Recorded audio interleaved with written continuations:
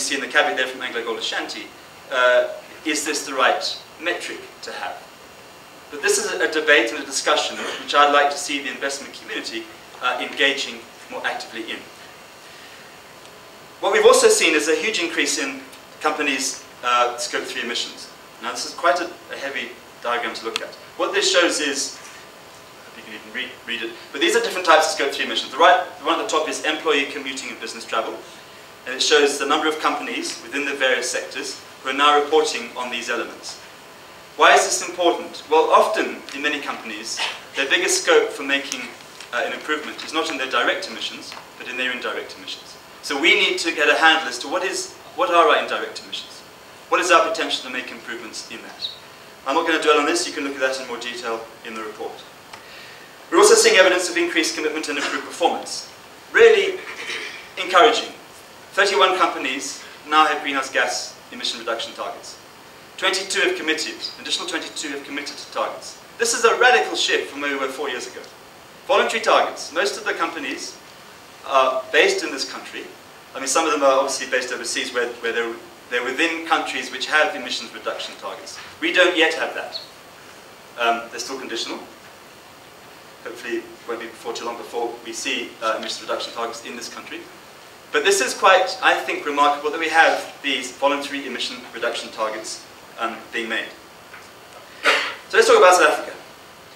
We have ambitious, conditional, national mitigation targets. You see, this is from the extract of the statement that was made in Copenhagen last year. 34% deviation below business as usual emission growth trajectory by 2020.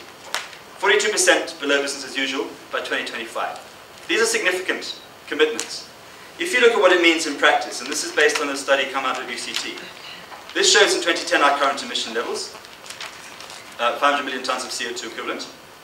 If you apply these emission reduction commitments, basically we have to stay the same by 2020 and by 2025. You add on 2 new Eskom coal-fired power stations, you add on economic growth, and so on and so on. We realize this is quite a significant challenge. The question I then ask is, well, how does this compare to the targets that organizations are making? These are just some extracts. There are many. There's 2 pages worth at least table which shows the emission reduction commitments being made by business. Now it's a chance to interrogate. Some of these are ambitious. I think we need to compliment companies for making these voluntary targets. But let us think, if we have these conditional targets become less conditional, this shows the scope of the challenge that business leaders might be facing. And it's a chance for us to interrogate, are these targets, welcome as though they may be, are they sufficient? What we need to see also is a greater strategic appreciation. We need to see companies shift from seeing sustainability issues as ticking the box of the GRI, writing a sustainability report, ticking the box of the CDP, to understand that it's more strategic. I like what's in this Sanlam issue, to link it to fiduciary duty. Are organizations fulfilling their fiduciary duty in understanding and responding to ESG issues, environmental, social, and governance issues? I would suggest that in many instances, organizations are failing in their fiduciary duty because they have not sufficiently appreciated the extent of this. Interesting quote I like here from Bidvest.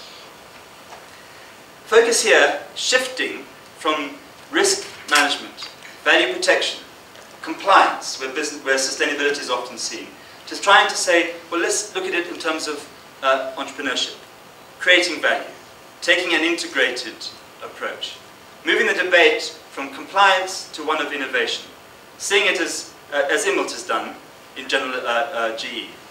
That's the shift in thinking that we need to see. We have some diverging views. We see here Group 5 making it clear that they see climate change providing more opportunities than risks.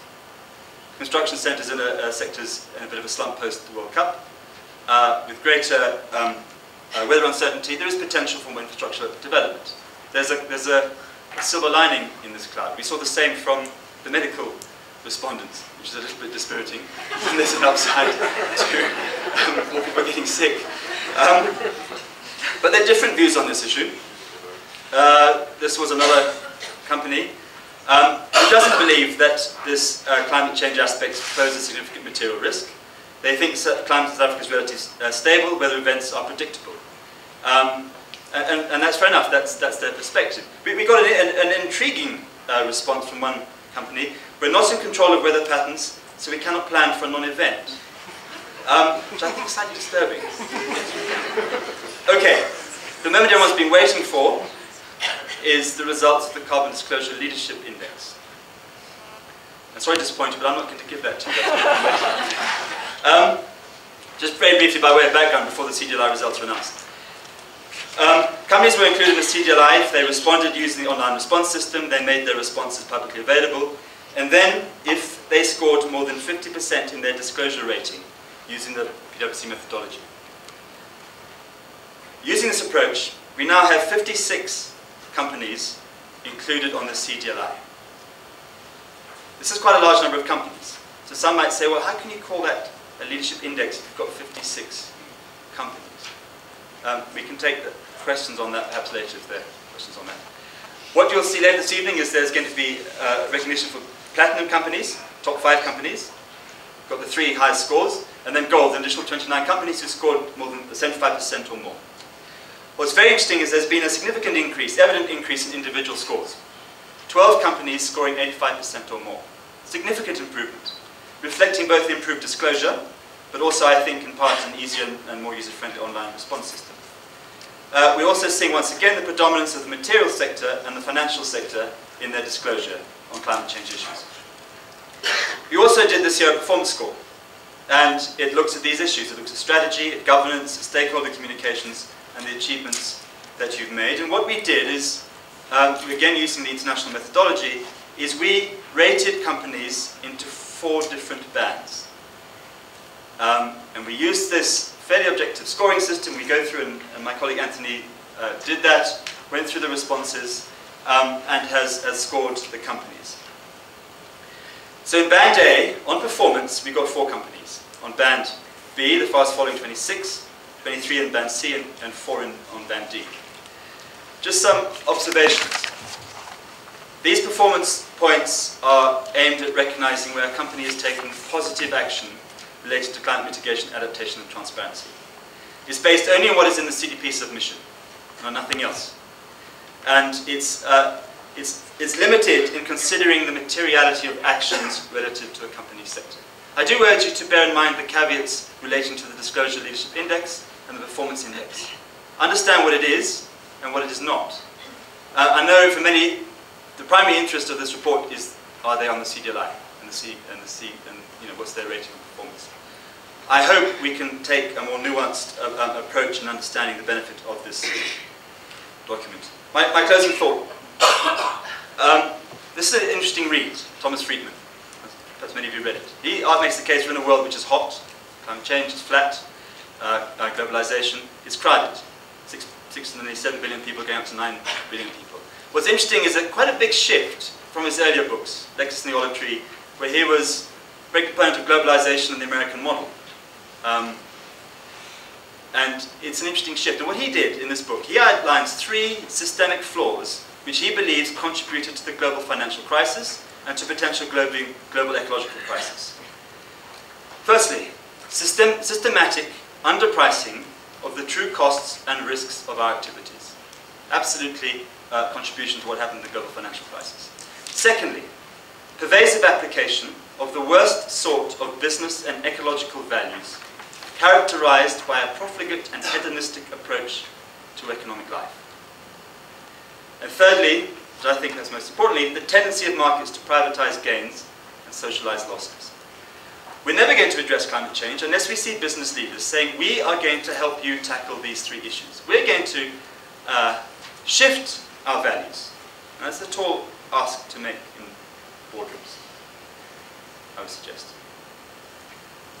We're going to really be active agents for change and encourage the government to impose a carbon tax, because if we don't start paying the true price for carbon and other issues, we're not going to get out of this issue. And that is a challenge which I think is significant for business leaders. And my last comment is a quote from a rather prescient institutional investor, Jeremy Grantham.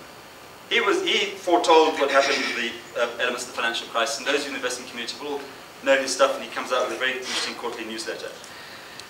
And he said global warming will be the most important investment issue for the foreseeable future. So my challenge is to the investment community, and this is one of the reasons why we encourage the CDP to come here, is to get more actively engaged in asking tough questions of the companies in which you invest. And I really hope that the information that's in this report will help you ask tough questions of the companies in which you invest, because you have the ability to really affect that change. So that's a challenge I pass on to the investment community and also to the business media, because I think you too are effective levers of change. So, thanks very much.